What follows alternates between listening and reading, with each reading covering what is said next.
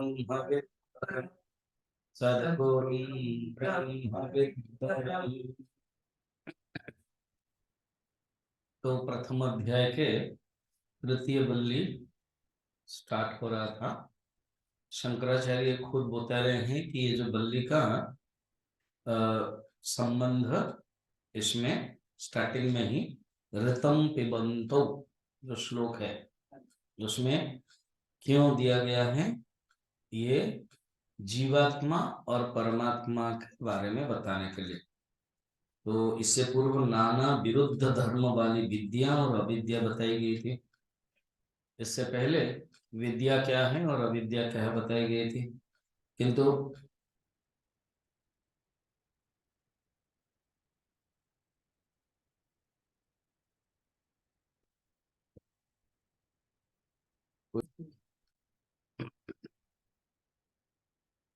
तो यहाँ पर ये बता रहे हैं कि पहले इस दूसरे अध्याय में विद्या और अविद्या बताई गई थी, मगर वो फल सहित निर्णय नहीं किया गया था।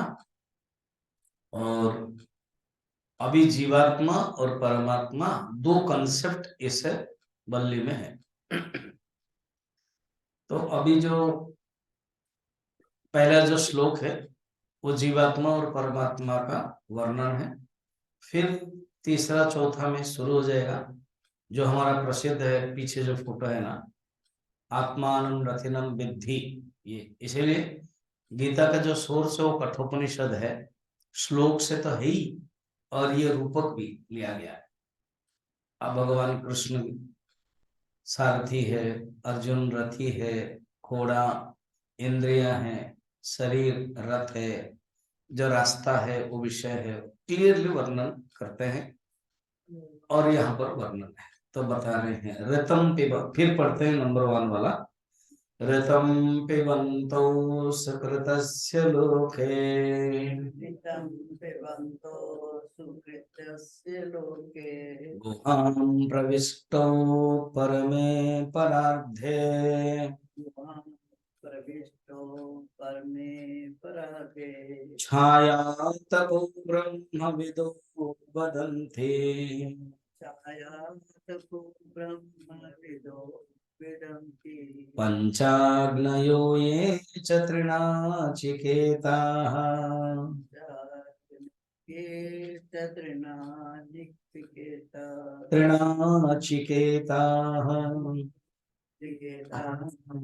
ऋतम पिबंतो, ऋतम माने कर्म फल। ऐसे ऋतम और सत्यम शब्द है।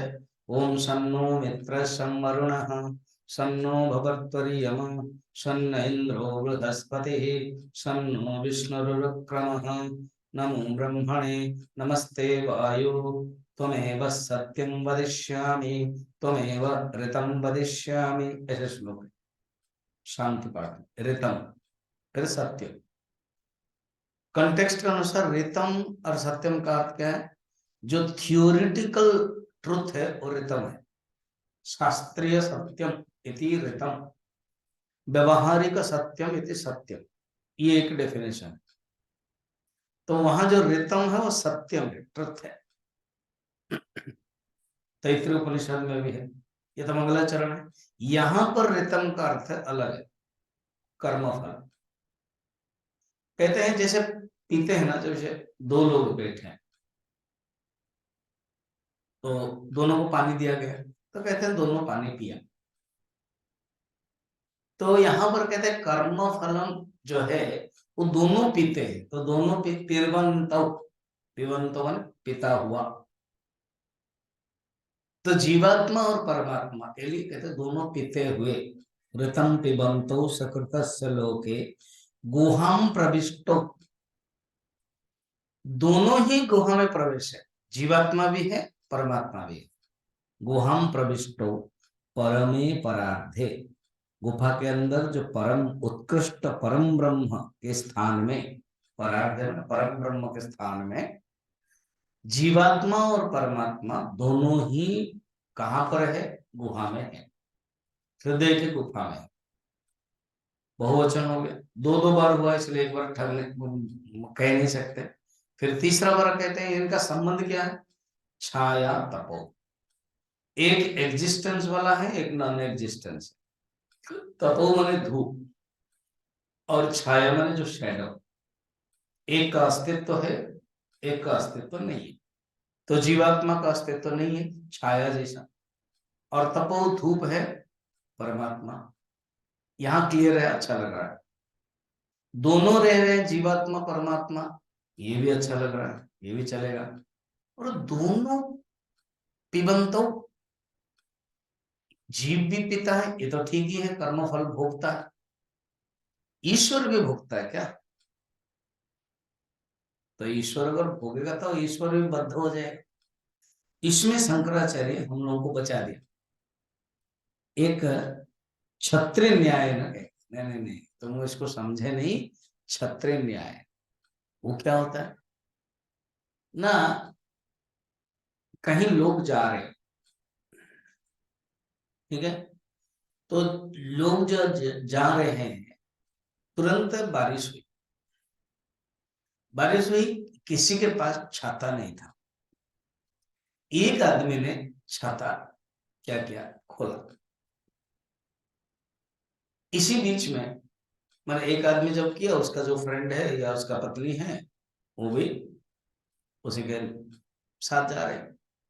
तो अभी जो 10-15 लोग जा रहे हैं, किसी के पास छाता नहीं है, एक ने खोला छाता, ठीक है। और इसी बीच में एक पान दुकान के वाले के या कोई सड़क में खड़ा है, वो आदमी पूछा पूछा ये राजमहल कहाँ है? तो उत्तर तो जो छाते वाले सब जा रहे हैं ना, उसके पीछे पीछे जाओ। उसको बोलते क्षत्रिय न्याय। क्षत्रिणः गच्छन्ति, क्षत्रिणः यान्ति। तो वो बहुवचन में बोल देता, क्षत्रिणः यान्ति, छाते वाले। तो देखा, तो नियम के अनुसार एक ही छाता है, तो एक ही छाता है, वो सुपर इम्पोज करता है। वो कहता है क्या है, अनेक छात्र वाले, छाते वाले जो जा रहे हैं, ठीक है। इसी दृष्टि से एक पिता है, क्योंकि साथ में है ना, इसीलिए उनको भी बताया गया है। सचमुच वो नहीं पिता है। वो कहते देखो, जब सिद्धांत अकाट्य सत्य है और कहीं वाक्य आता है, तो उसको अवांतर वाक्य समझना है। सिद्धांत को तोड़ मरोड़ नहीं कर सकते, सिद्धांत को बचा कर रखना है। और अगर कहीं बता रहे हैं, तो कहीं कहीं व्यवहारिक दृष्टि से, कहीं कहीं जो बातें कर रहे हैं वो क्या है, उसका जो लाक्षणिक अर्थ है वो समझना है। शंकराचार्य यही कहते हैं, क्या कहते हैं कि ऋतपान कर्ता जीव तावत एक चेतन सिद्ध द्वितीयात अन्वेषणम लोके संश्रय श्रवणे। लोक में व्यवहार में होता है, ठीक है। अब सुनो, और एक एग्जांपल देते हैं। किसी के घर में एक आदमी है, ठीक है, तो आदमी, दूसरा बंधु आया उसको दिवाली में, ठीक, दिवाली में बंधु आया, और वो बंधु खास परिवार का है, वो ड्रिंक करता है, ठीक है, ड्रिंक करता है।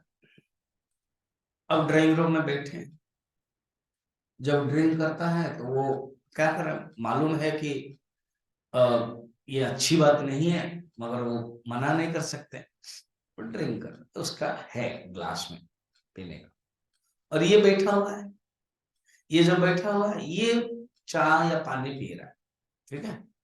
आप और हम जैसा कोई आदमी उनके घर में आए, ड्राइंग रूम में खड़े खड़े दिवाली का गिफ्ट देके जाने वाले, तो हम क्या बोलेंगे, अरे दो आदमी पी रहे थे। हम नहीं बताएंगे दो आदमी चाय पी रहे थे, क्या बताएंगे, हो गया, रियल पी रहा था कितना, ऐसे देखो व्यवहार में। फिर और मैं थोड़ा सा कल्पना करने में कोई इंटरेस्ट मैंने प्रॉब्लम नहीं समझने के लिए। अब उसको कहा कि देखो मैं बिना पी कर नहीं रह सकता, अब ये तुम्हारे घर में भी नहीं है, चलो बाजार चलो, मैं यहाँ नहीं लाऊंगा। कुछ लोग ना घर में बहुत स्ट्रिक्ट है, पत्नी नहीं, तुम अब चुपचाप वहां पे, ठीक है। अब लेके गए, बाजार में, और आपको तो पता ही है वो बंद रहता है, अंदर नहीं घुस सकते हो। वो खरीदा तो बैठ गया, चेयर थोड़ा बाहर है, वो बैठा, वो पी रहा। ये जो ड्राइवर बंद करके गया था ये भी बैठा हुआ है, और आप और हम देखा उसको, अच्छा दोनों पी रहे हैं। अब सचमुच एक पी रहा है क्या, एक बैठा है ऐसे, क्या करें, बंधु है, रिलेटिव से लेना पड़ता है। एक पी रहा तो दूसरे पीने का साथ, क्योंकि साथ में, उसको कहते हैं संश्रयण दोष। संश्रयण दोष क्या है, पास में है, पास में रहने के का। तो जीवात्मा कर्ता भोगता है, मगर जीवात्मा के पास ईश्वर है, हो जाएगा कहा ईश्वर, पास में ही तो रहता है, इसीलिए रितम पिबंतो। ठीक, तो शंकराचार्य ने ये बताया, आपको समझ में आया 2-3 एग्जाम्पल से। फिर शंकराचार्य लिखे, अब जो जिसको समझ में नहीं आया मैं कुछ नहीं कर सकता हूँ, मैं लिखा नहीं, लिखा है मैंने, मैं बता देता हूँ। ठीक है, तो उन्होंने कहा छत्र न्याय ने, ठीक, ऋतम पिबंतो सुकृतस्य लोके। अच्छा, ये जो जीवात्मा परमात्मा का जो कॉन्सेप्ट है, सचमुच देखा जाए तो ये एक सेमीफाइनल स्थिति है, फाइनल स्थिति नहीं है। सेमीफाइनल स्थिति क्या, जीव और ईश्वर नीचे वाला, ये दोनों ही माया के ही है। पंचदशी कभी होगा तो मैं इसके बाद कभी पंचदशी लेंगे तो बहुत कंटिन्यू चलेगा, विवेक चूड़ामणि जैसा। उसमें एक श्लोक है, माया आभासेन, माया आभास से, सुपरिम पोज से, माया आभासेन जीव ईशो करोति। श्लोक को समझना, जीव और ईश्वर का जो कॉन्सेप्ट है वो असलियत नहीं, वो सेमीफाइनल वाला, वो छाया तपोवन। सचमुच छाया का कोई अस्तित्व नहीं है, अंधकार का कोई अस्तित्व नहीं है। अंधकार क्या है, आलोक का अभाव ही अंधकार, darkness, there is no existence. आलोक नहीं है तो वो एक स्थिति है, उसको बोलते हैं अंधकार। इसी प्रकार जीव और ईश्वर का, ये दोनों का कंसेप्ट माया आभासेन करोति। माया हट गया तो जो असली तत्व है वो ब्रह्म है, वो है।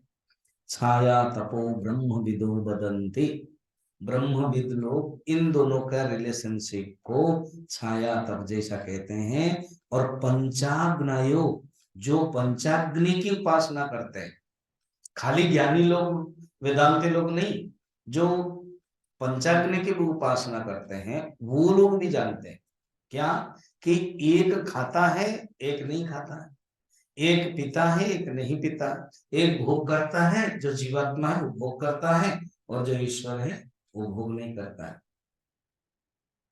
पंचाग्नि के बारे में बता रहे हैं कि क्या है ये पंचाग्नि, तो रेफरेंस आना पड़ेगा, जो मूल ग्रंथ है वो है उपनिषद।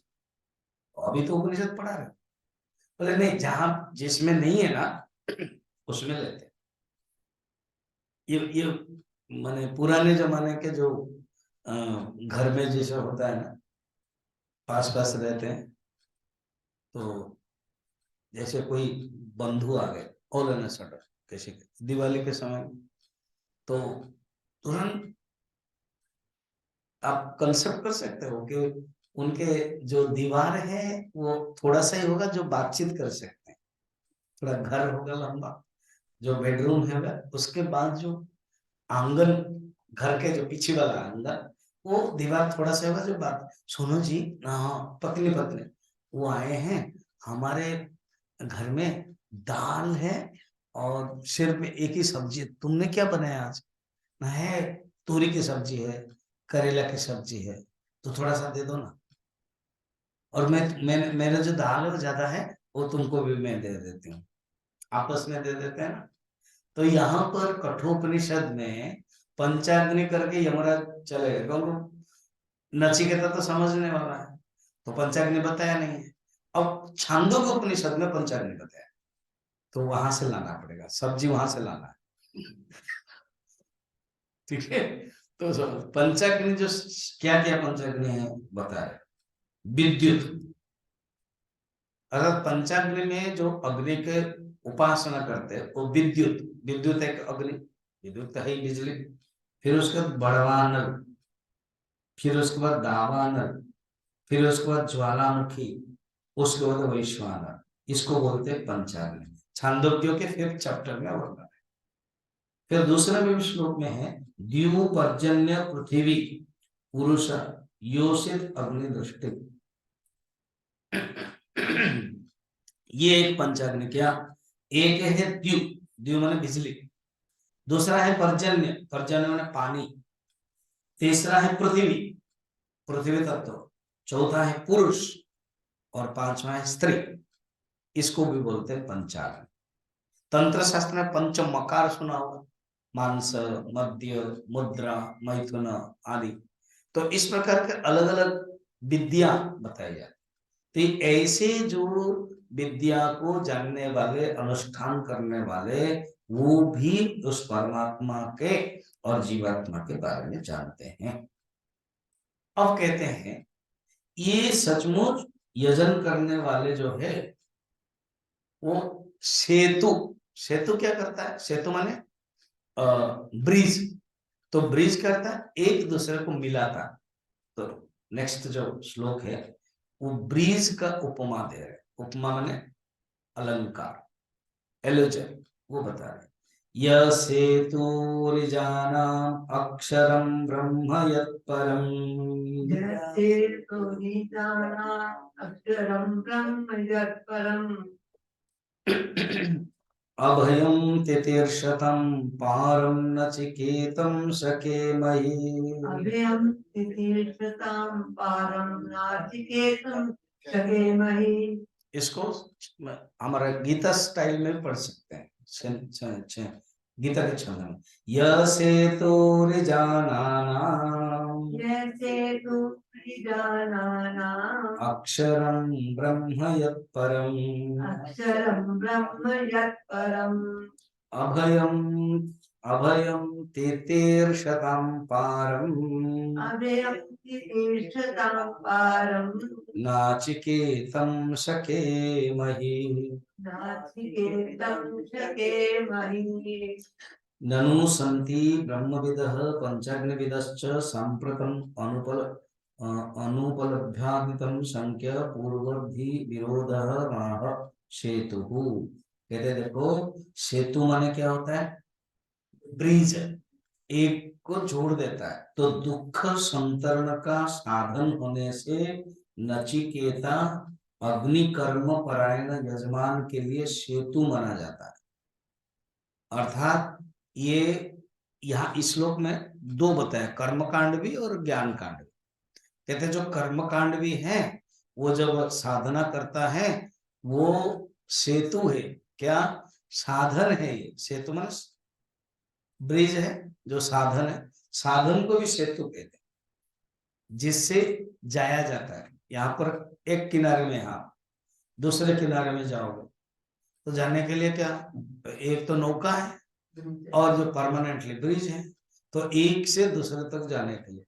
तो मनुष्य मर्त्यलोक में है और वो स्वर्गलोक जाना चाहते हैं हवन करके, तो वो भी उसके लिए सेतु है यज्ञ। और जीवात्मा वो ज्ञान मार्ग से परमात्मा को प्राप्त करना चाहता है, तो उसके लिए सेतु हो गया ज्ञान। तो ये दोनों के लिए भी हो जाता है। शंकराचार्य कहते हैं दोनों के लिए संबंध है। तो ये यह सेतु, ये जो सेतु है वो क्या है, जो कर्म करने वाले, अनुष्ठान करने वाले हैं वो भी संसार से पार करते हैं, और जो ज्ञानी है, जो वेदांत का विचार करते हैं, वो भी अविनाशी परम ब्रह्म को प्राप्त करते हैं। दोनों तात्पर्य यह है, शंकराचार्य भाष्य में कह रहे हैं अक्षर ब्रह्म हो, परम ब्रह्म हो या अपरम ब्रह्म हो, जो कर्मविद लोग अपरम ब्रह्म सोपाधिक ब्रह्म, और जो ब्रह्मविद लोग परम ब्रह्म निरुपाधिक ब्रह्म, दोनों को जानने योग्य है, दोनों को जानते हैं। इन दोनों का स्वरूप का उल्लेख पिछले ऋतु पिबंतो इत्यादि मंत्र में कहा गया था।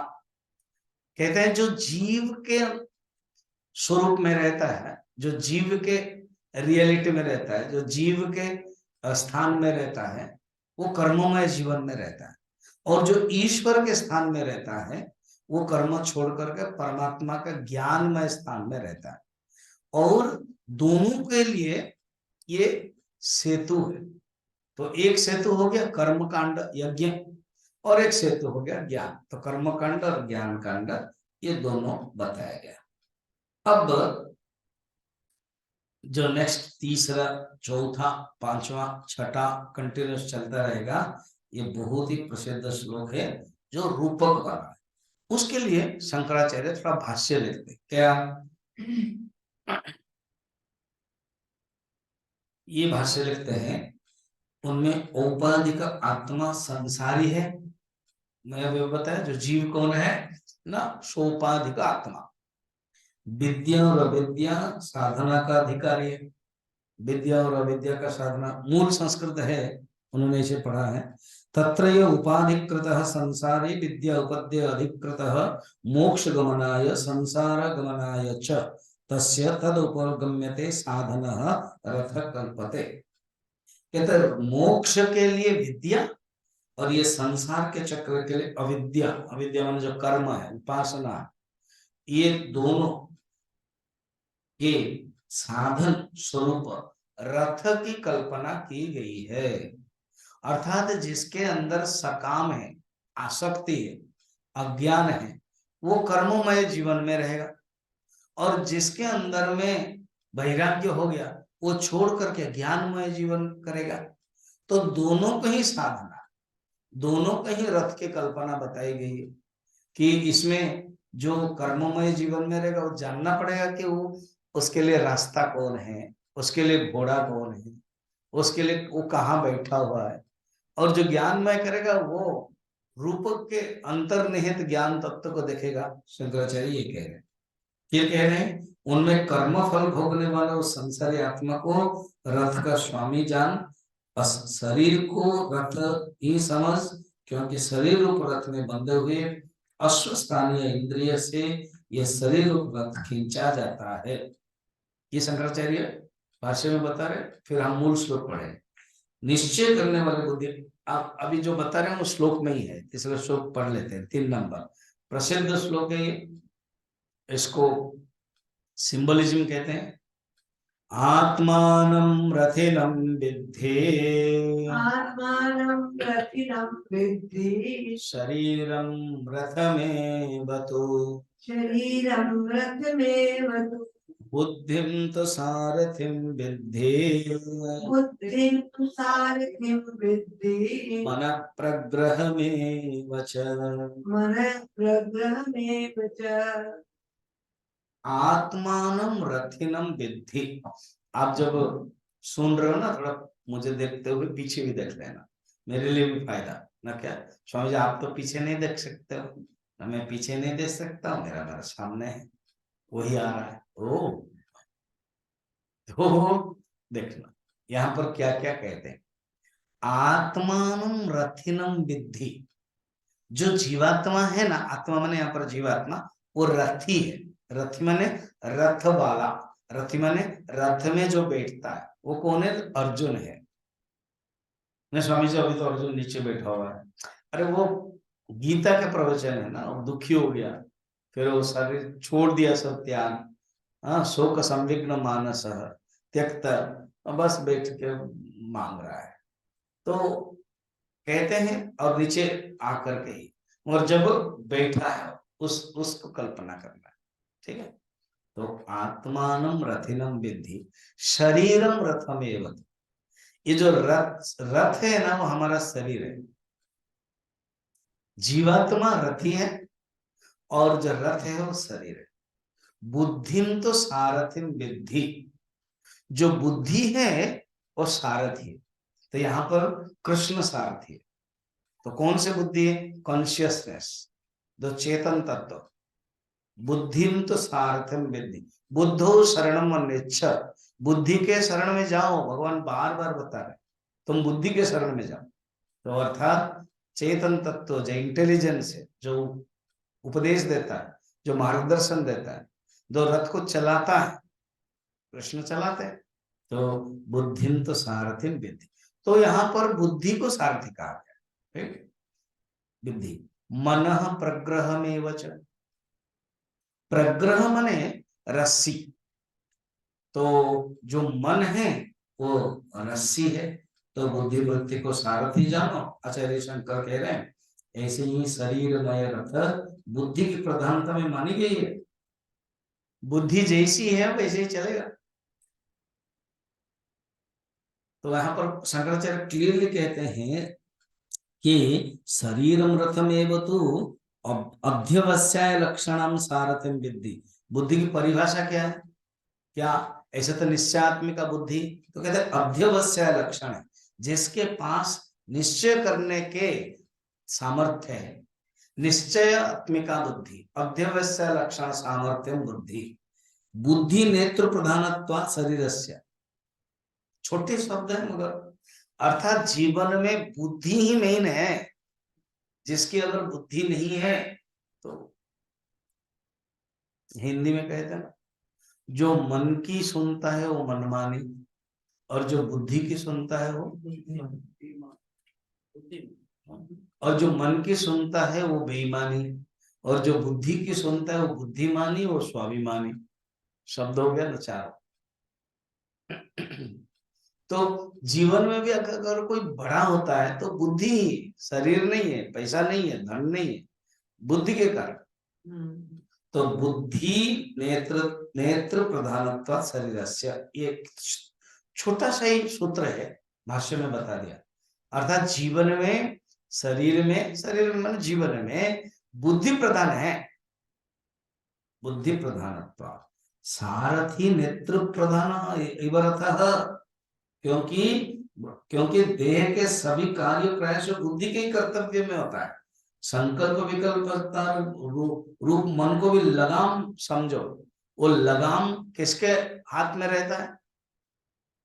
ये जो रस्सी है, लगाम है, वो किसके हाथ में रहता है? सारथी के। तो इसलिए मन के जो चिंतन है, मन के जो कार्य है, मन के जो वृत्ति है, वो बुद्धि के ही, बुद्धि ही बोलती है यस ये ठीक ठीक है, ये ठीक नहीं। मन तो बोलेगा ही ये दिवाली है, क्लास नहीं आएंगे, फिर बुद्धि कहेगी नहीं है स्वामी तो छोड़ते नहीं है, तो जाना ही पड़ेगा। फिर आप लोगों ने तय किया आना है, आए, उन लोगों ने तय किया है नहीं आना है, वो नहीं आए। दोनों ही बुद्धि है। जो निश्चयात्मक करेंगे, एक को आने का विचार और एक को न आने का विचार, तो बुद्धि प्रधान ये जीवन है। फिर कहते हैं मनसा ही प्रवृत्ति तानि श्रोतादीयानि करणानि प्रवर्तन्ते। फिर कहते सुनो क्या, ये जो लगाम जैसे लगाम से नियंत्रित होते हैं घोड़े, घोड़े कौन है आगे बताएंगे, इंद्रियां। कहते हैं अच्छा लगाम का क्या काम है ना, लगाम से घोड़े खींचे जाते हैं, वो घोड़े का बांधा जाता है और वो स्पीड जाने के लिए ऐसे खींचते हैं, दौड़ते हैं। जो हॉर्स रेस होता है ना, वैसे ही होता है, जो घोड़े में बैठते हैं, तो लगाम का काम है घोड़े को आगे बढ़ाने के लिए। तो मन का भी काम है इंद्रियों को कंट्रोल करने के लिए। इंद्रिया जैसे कहीं कुछ खाने के लिए चाहिए, कुछ इंद्रिया देखने के लिए चाहिए, 5 ज्ञान इंद्रिया, तो उसको कंट्रोल कौन करता है? मन। फिर मन को कौन कौन कंट्रोल करता है? बुद्धि। तो जिसने ऐसे किया है उसके लिए, और जो सारथी के लिए फायदा है, रथी के लिए फायदा है, और नहीं किया है तो रथी फंसेगा। वो आगे बताएंगे। अब चल, वो अभी कंप्लीट नहीं हुआ रूपक का, तो रूपक में अभी क्या 4 चीजें बताई गई। एक है रथी जीवात्मा, दूसरा है शरीर रथ, तीसरी है बुद्धि सारथी, और चौथी है मन लगा, और 2 बाकी है। 4 नंबर इंद्रियाणि हयान्याहुः इंद्रियाणि हयान्याहुः विषयांस्तेषु गोचरान् विषयांतेषु गोचरान् आत्मेन्द्रियमनोयुक्तम् आत्मेन्द्रियमनोयुक्तम् भोक्त्येत्याहुर्मनीषिणः। भुक्तेत्याहुर्मनीषिणः। रथ की कल्पना करने में कुशल पुरुषों ने नेत्रादि इंद्रियों को घोड़ा कह दिया। इंद्रियाणि चक्षुवादीनि हयान्याहु रथ कल्पना कुशलाः। रथ शरीर रथ आकर्षण सामान्यत्वात्। क्यों कहा? क्योंकि घोड़े रथ को खींचते हैं। आकर्षण, आकर्षण खींचना। कहते हैं जो ज्ञानी लोग, जो ऋषि लोगों ने कठोपनिषद के ऋषि कल्पना किया, तो शंकराचार्य कहते हैं उन्होंने क्या कल्पना किया, कितना सुंदर कल्पना किया। देखो, व्यवहार में जो होता है उसको रथ को खींचता कौन है? ना रथ को खींचता इंद्रिय। अब हमारा जीवन कैसे चलता है? इंद्रिय। अब हम खाना नहीं खाएंगे, जीवन में प्रवृत्ति इंद्रियों के द्वारा चलती। खाना खाते हैं, देखते हैं, कपड़े पहनते हैं, सोते हैं, ये सब इंद्रियों का काम। तो यहाँ पर कहते हैं इसीलिए ये इंद्रियों के द्वारा प्रवृत्ति चलती। एक घोड़े के द्वारा रथ खींचा जाता है और रथ चलता है। कभी कभी देखना, घोड़े अगर बैठ गए, रथ चले गए नहीं। एक शादी में वो दुल्हा को बैठने के लिए वो घोड़ा जरूरत पड़ता है, हाँ? मालूम है कि नहीं? आप लोगों की शादी में हुआ होगा तो घोड़े में बैठना पड़ता है। अब भीड़ भाड़ थी, सब डेट्स है, तो एक गांव में शादी में घोड़ा मिला नहीं, तो एजेंट को पूछा गया। एजेंट ने कहा ठीक है हम दे देंगे। उसने घोड़ा दे दिया। नहीं, उल्टा, एक हॉर्स रेस में वो क्या हुआ कि जाना था और घोड़े को कहीं पर जहां जाना था, हॉर्स रेस हो या कहीं जाना है। पुराने जमाने में जैसे अभी कार है, टैक्सी हम लेते हैं, पुराने जमाने में घोड़ा ही था। रामायण में देखो, दूसरे में भी, तो उनको चाहिए था घोड़ा। तो एजेंट को पूछा, उस समय भी एजेंट रहते हैं, तो उसने कहा दे दिया घोड़ा। अब ये घोड़ा जब दे दिया तो उन्होंने कहा कि देखो एक काम करो, आपको ये घोड़ा चलता रहेगा, थोड़ा सा आपको कोई एक बाजा बजाना रहना पड़ेगा ना। क्यों? अब बजाते रहना, क्योंकि ये शादी का घोड़ा है। ये शादी का घोड़ा मैं ले आया हूँ, उसकी आदत है जहां बैंड बजता है वहां चलता है, जहां बैंड कम हो जाता है, मतलब बंद हो जाता है, तो वो रुक जाता है। वैसे ही शादी का घोड़ा ऐसे ही करता है। तो यहाँ पर भी हमारे जो इंद्रियां हैं, जहां मिलती है विषय का भोग तो चलते रहती है, जहां विषयों का भोग नहीं मिलता है शांत हो जाता है। मगर ऐसे कभी नहीं है कि मिलती नहीं है, हमेशा ही चलता ही रहता है। घोड़े के लिए, इंद्रिया के लिए, इंद्रिया के लिए भोग मिलता ही रहता है। इवन छोटा सा गरीब भी आदमी हो तो भी तो वो जीवन में रहता है, खाता पीता है। इसलिए ये इंद्रियां खींचने के कारण, घोड़ा जैसे खींचने के कारण ये जगत चलता है। इंद्रियां शरीर को खींचती है, इस अर्थ में दोनों समानता है। इस प्रकार उन इंद्रियों के घोड़े से कल्पना किया गया है। अच्छा, विषय कौन है? तो अभी रास्ता में घोड़े जाएगा तो रास्ता भी चाहिए। आप देखना कभी कभी घोड़े अगर बाया तरफ और दाहिना तरफ हरियाली घास है तो वो चलते नहीं, उधर तरफ चले जाते, रुक जाते हैं और अलग चले जाते हैं। घोड़े भी बड़े अनियंत्रित हो जाते हैं। तो ये जो विषय है ये संसार है। विषय को विचरने का मार्ग जानो, शरीर इंद्रिय मन से संयुक्त आत्मा को भोक्ता संसारी रूप में जानो। फिर नेक्स्ट श्लोक देख, मैंने नेक्स्ट पैराग्राफ देखना, इसे 4 से। आत्मा इंद्रिय मनोयुक्तम, शब्द देखना। तो जीवात्मा कौन है? जो रथी है वो कौन है ना? भोक्ता इति आहु मनीषिण। मनीषिण ने कहा कि कोई एक आत्मा नहीं है, एक ही भोक्ता नहीं है। माने जब जीवात्मा भोक्ता कब बन जाता है ना, जीवात्मा भोक्ता तब बनता है जब आत्मा, अथवा जीवात्मा, जीवात्मा इंद्रिय मन और युक्तम ये होता है तभी भोक्ता बनता है। खाली बैठेगा अलग अलग है, इंद्रिय अपना बैठे हैं, मन बैठे हैं, नहीं होगा। सब जुड़ जाता है तो वो भोक्ता है।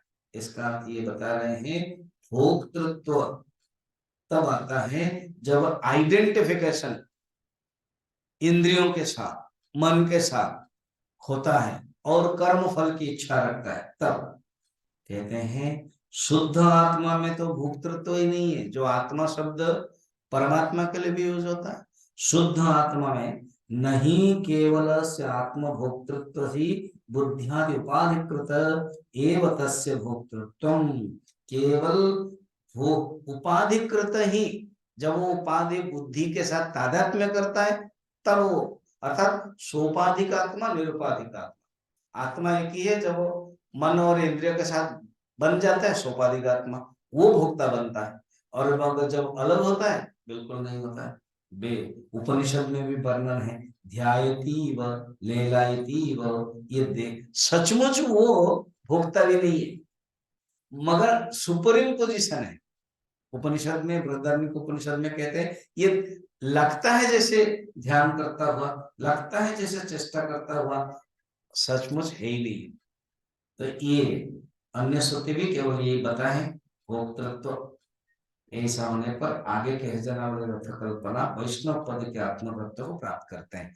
अब आगे शंकराचार्य कहते हैं भाष्य में, आगे के जो श्लोक कहते हैं, अगर कोई जीवात्मा समझ गया कि मैं तो शुद्ध बुद्ध आत्मा हूं, वो ब्रह्म को प्राप्त करता है, वैष्णव को प्राप्त करता है, अन्यथा नहीं। स्वाभाविक भक्तत्व मानने पर मोक्ष दशा वही बना रहेगा, क्योंकि स्वभाव कभी भी बदलता नहीं है। इसका अर्थ है अपने स्वरूप को जब जानता है, अपने स्वरूप को जब अनुभव करता है, वो ही आत्म तत्व को, ज्ञान को जान करके मोक्ष प्राप्त करता है।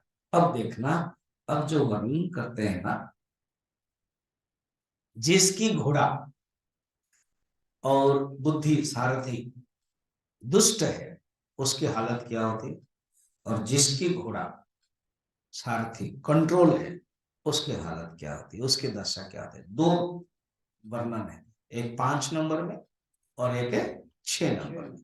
5 नंबर में अज्ञानी की दशा जो अनकंट्रोल वाला, और 6 नंबर में ज्ञानी की दशा, उसको वेदांत में व्यतिरेक और अन्वय कहते हैं। व्यतिरेक और नेगेटिव, तो नेगेटिव आदमी की क्या हालत होती है, पॉजिटिव आदमी की क्या होता है, पहले एक एक करके देखें।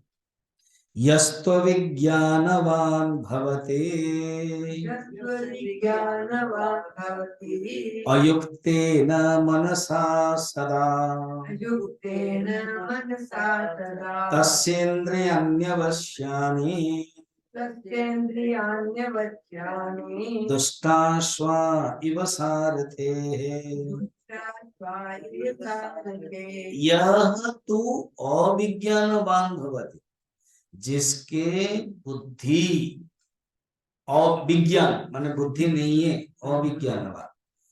यह तू अविज्ञानवान, ये संधि हो गया इसलिए अस्त विज्ञान, संधि विच्छेद करेंगे तो आएगा, मगर नेक्स्ट श्लोक में विज्ञानवान आ जाएगा। तो यस्तो विज्ञान लिखा हुआ, तो अ इसमें अंदर है। तो यह तू अविज्ञानवान भवति अयुक्तेन मनसा सदा। कैसे, क्योंकि मन जो है अयुक्त है, अयुक्त माने कंट्रोल नहीं है, तो असंयत चित्त से युक्त ये जो मन है, तस्येन्द्रियाणि अवश्यानि, उसकी इंद्रियां वश्य नहीं है, कंट्रोल नहीं है, अनकंट्रोल्ड है। वैसे जैसे अन्य सारथी के अधीन दुष्ट घोड़े, जैसे जो दुष्ट घोड़े होते हैं वो बिल्कुल कंट्रोल मानते नहीं। हॉर्स रेस में या घोड़ा जब पहले बार जब कोई बैठता है या कोई अनजान व्यक्ति बैठता है, घोड़ा बड़ा नाराज होता है। फिल्म में आज सब देखते हो ना, कहीं वो बैठते तो उसको गिरा देता है। हाँ, कहीं कहीं जब केदारनाथ जाते हैं या कहीं जाते हैं, कहीं कुछ होता है तो सचमुच गिरा देते हैं, बड़ा रिस्क भी होता है घोड़ा। तो ऐसी ये दुष्ट घोड़े जो यहाँ कहते हैं, इंद्रिय कंट्रोल नहीं है, मन कंट्रोल नहीं है, बुद्धि कंट्रोल नहीं है, तो ये हालत है, वो मनुष्य गिर जाएगा। तो उसका जब रथ घोड़ा इधर जाएगा उधर जाएगा तो रथ भी टूट जाता है। अभी रथ टूट गया, घोड़ा जाएगा तो जो सारथी जो रथी है वो गिर जाएगा। ये हालत है। क्लियर? वो व्यतिरेक है अर्थात दशा बताया। अब 6 नंबर में जिसका कंट्रोल है उसको क्या कहते हैं? ना उसके सारथी के अधीन है, अच्छे घोड़े वो काबू में रहते हैं, ये बता रहे। यस्तु विज्ञानवान भवति यस्तु विज्ञानवान् भवति युक्तेन मनसा सदा युक्तेन मनसा सदा तस्येन्द्रियाणि वश्यानि तस्येन्द्रियाणि वश्यानि सदस्वा इव सारथेः। सदस्वा इव सारथे। तो ये जो पहला 5 नंबर श्लोक में बताया कि जिसके मन कंट्रोल नहीं है, जिसका इंद्रिय कंट्रोल नहीं है, वो अविज्ञानवान है, यही चीज सेकंड चैप्टर गीता में बताता है। यततो ह्यपि कौन्तेय पुरुषस्य विपश्चितः इंद्रियाणि प्रमाथीनि हरन्ति प्रसभं मनः। द्वितीय अध्याय के 60 नंबर श्लोक में यततः अर्थात ज्ञानी होते हुए भी, वो प्रयत्न करने पर भी पुरुषस्य विपश्चित, विपश्चित है, ज्ञानी है, विवेकी है, मगर इंद्रियाणि प्रमाथीनि, प्रमाथीनि मतलब प्रमथनशील है, बहुत पावरफुल है। जैसे हाथी को शराब दोगे तो प्रमाथीनि हो जाती, प्रमथनशील है। हरन्ति प्रसभं मनः, बहुत पावरफुल है और मन को हरण करता है, वैसे ही है। फिर आगे के श्लोक में भी गीता के मैंने भी कल बताया था, नास्ति बुद्धि अयुक्तस्य, जिसकी बुद्धि युक्त नहीं है, अयुक्त है, नास्ति बुद्धि अयुक्तस्य। फिर 60 में भी बताया, जो हमें पढ़ा 66 में, जिसकी बुद्धि अयुक्त है, जिसकी बुद्धि युक्त नहीं है, देखो यहाँ पर भी है अविज्ञानवान, और इंद्रिया जो घोड़े हैं वो दुष्ट है, मन भी कंट्रोल नहीं है, तो नास्ति बुद्धि अयुक्तस्य न च अयुक्तस्य भावना, अयुक्त का कोई भावना भी नहीं, उसके अंदर जो इमोशंस होता है, उसका मन जो परमात्मा में लगना, वो भी नहीं है। न चा भावयत शांति, ऐसे ही भावना अभाव युक्त, भावना अभाव, जिसके पास भावना नहीं है उसके पास शांति कहाँ से आएगी? और शांति नहीं है तो सुख कहाँ से आएगा? अशांतस्य कुतः सुखम, द्वितीय अध्याय के 66 श्लोक में बताया, यही है यहाँ पर। यस्तो विज्ञानवान भवति अयुक्तेन मनसा सदा तस्येन्द्रियाणि अवश्यानि दुष्टस्व इव सारथे। अब जो नेक्स्ट श्लोक हम लोगों ने पढ़ा है, यह तो विज्ञानवान भवति, अन्वय, जिसने कंट्रोल किया है, जिसने विज्ञानवान अर्थात कंट्रोल किया है, युक्तेन मनसा, उसका मन बहुत युक्त है, उसका मन युक्त है, अर्थात ज्ञान विज्ञान तृप्तात्मा कूटस्थो विजितेंद्रिय, गीता में ज्ञान विज्ञान है और वो विजितेंद्रिय है, ऐसे व्यक्ति यस्तु विज्ञानवान भवति युक्तेन मनसा सदा तस्य इंद्रियाणि वश्यानि सदस्वाइव सारथे, जैसे सारथी के अच्छे घोड़े, ट्रेन्ड घोड़े। अब कहा जाता है ना, महाराणा प्रताप सिंह के घोड़े चेतक है, मालूम है ना, इतिहास में याद है पढ़ा, जब मर गया वो दुखी हुए। और इवन महारानी लक्ष्मीबाई के जो घोड़े, इतना बड़ा प्रसाद से जंप करवा दिया। ऐसे ऐसे घोड़े के बारे में पढ़ना, गाय, घोड़े, पशु, इवन कुत्ता। और आज ही शायद मैंने वायरल देखा था, एक रोगी अपनी सोई है, बस उसके साथ वो बेड में सोया हुआ, खुद सेवा करता है। और एक मैंने देखा था कि मालिक बस में बैठ गया तो वो बिल्कुल बस को छोड़ा ही नहीं, आगे आके बढ़ा है। अभी भी होते हैं इतने। और एक आज ही मैंने देखा कि एक बिल्ली है, उसको शायद खाना पीना कुछ मिल नहीं रहा है, वो है तो बंदर भी आ रहा है और बिल्ली को इतना सुंदर प्यार करता है और उसको अपने गोद में ले लेता है, फिर उठा करके लेके जाता है। पशुओं के अंदर प्यार है, अगर एक बार समझ गए तो वो अपना शरीर को त्याग दे देते हैं। एक पिक्चर भी है तेरी मेहरबानियां, तो इसलिए वो कुत्ते कैसे प्रतिशोध लेता है जब हीरो को मार देते हैं विलियन लोग, सबको एक एक करके मारता है और मारता है, फिर एक फूल लेकर के उसका समाधि में डालता है।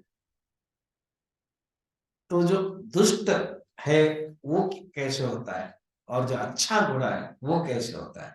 तस्येन्द्रियाणि वश्यानि सदस्वानि व सारथे, गीता में भी है। गीता में यदा संहरते चायं कुर्मुंगानीव सर्वशः इंद्रियाणीन्द्रियार्थेभ्यः तस्य प्रज्ञा प्रतिष्ठिता। 61 में, 60 में बताया कठिन है वो जो गीता का, 61 में कह दिया तानि सर्वाणि संयम में युक्त आसीत मत्परा, जिसकी इंद्रिय कंट्रोल है। तानि सर्वाणि इंद्रियाणि, तानि सर्वाणि कौन संयम्य युक्त आसीत मत्परः वशे ही यस्य इंद्रियाणि, उसके इंद्रिय, जिसके इंद्रिय वश है वो ही प्रतिष्ठिता है।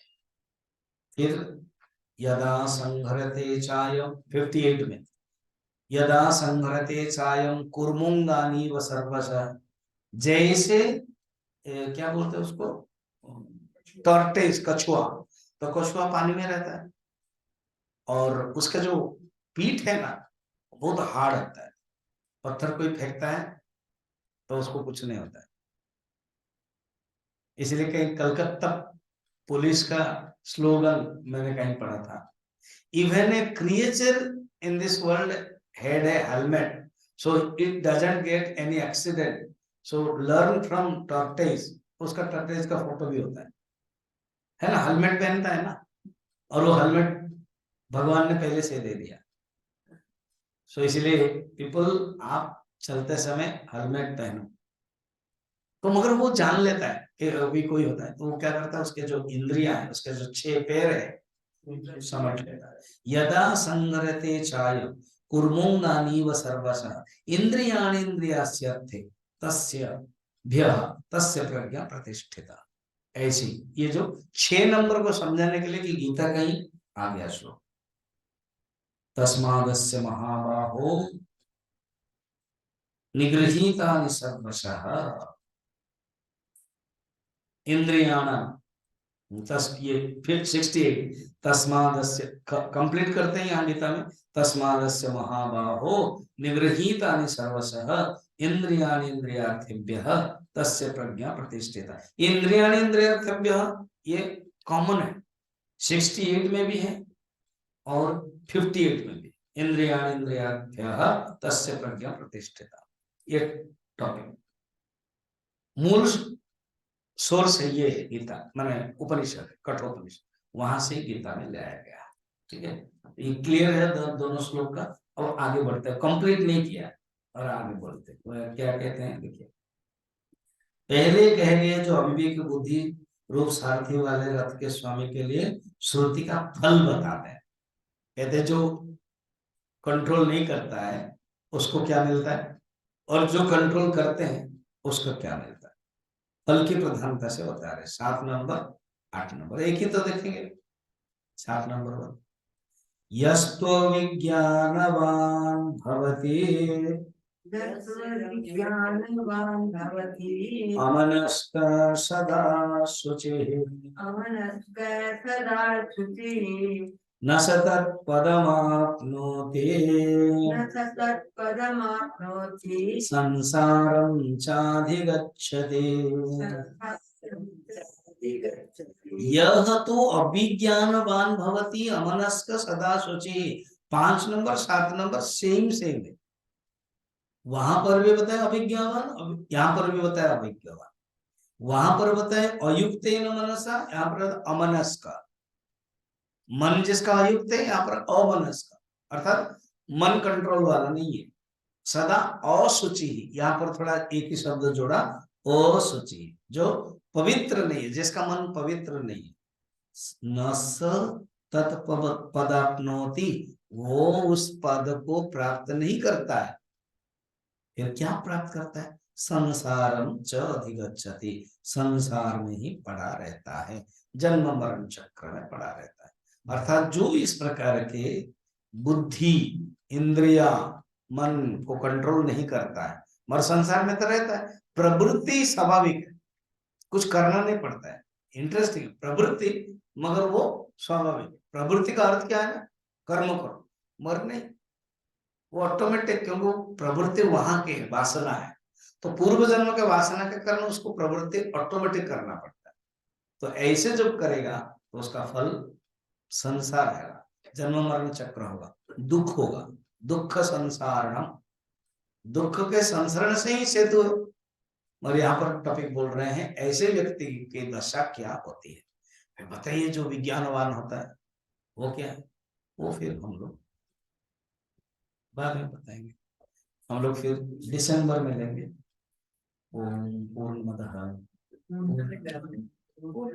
पूर्णमुदच्यते पूर्णस्य पूर्णमादाय पूर्णमेवावशिष्यते। ओम शांति शांति।